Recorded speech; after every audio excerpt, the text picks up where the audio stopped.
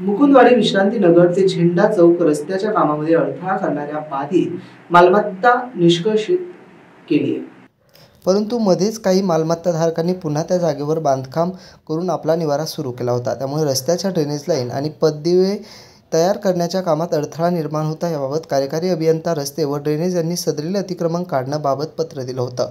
या अनुषंगाने महापालिकेच्या वतीनं सहाय्यक आयुक्त झोन क्रमांक 6 अर्जुन गिराम यांच्या पथकाने विश्रांतीनगर मुकुंदवाडी या ठिकाणी दुपारी 3 वाजता प्रत्यक्षात कारवाई सुरू केली. प्रथम त्या भागातील बांधकामधारकांना सूचना देण्यात आल्या. दैनंदिन वापराच्या वस्तू पथकातील मजुरांच्या साहाय्याने बाहेर काढून व्यवस्थितरित्या दुसऱ्या जागी सुरक्षित ठेवण्यात आल्या.